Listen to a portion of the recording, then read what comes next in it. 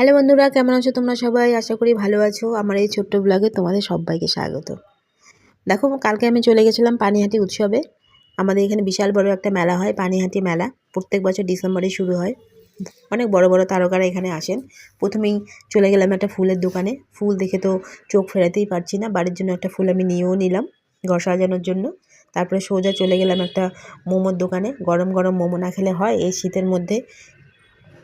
এই স্যুপের সাথে এই মোমো একদম জমে গেল বন্ধুরা, দারুণ হয়েছে খেতে। তারপরে সোজা চলে গেলাম ঢাকার একটা পিঠের দোকানে। কত রকম পিঠে এই দোকানে, কি বলবো বন্ধুরা। হাজব্যান্ডকে বললাম এখানেই পিঠে খেয়ে নাও, বাড়িতে আর পিঠে বানাতে পারবো না আমি।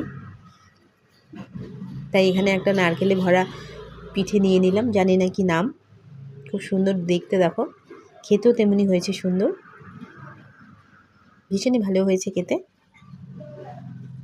তারপরে নিলাম একটা চষি পিঠে, এটাও খুব সুন্দর হয়েছে খেতে। পাটিসাপটা পিঠা খাওয়ার ইচ্ছে ছিল, খাবো আরেকদিন অবশ্যই।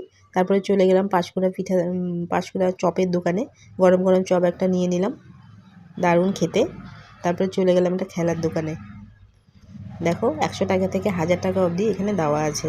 আমিও লোভ সামলাতে না পেরে চলে গেলাম খেলতে, কিন্তু দুঃখের বিষয়ে একটাও বাঁধাতে পারিনি। 30 টাকায় 5টা রিং ছিল, আর রিংগুলো এত পাতলা যে মানে ছুঁড়ে মারলে উড়ে চলে যায়। সেভাবেই সিস্টেম করা আছে, ওরা জানে কেউই পারবে না। আমিও পারিনি, মনটা ভীষণই খারাপ হয়ে গেছে।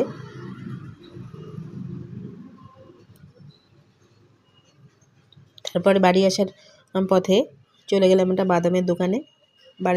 বাড়িতে আনার জন্য বাদাম, গজা, জিলিপি এগুলো একটু নিয়ে নিলাম।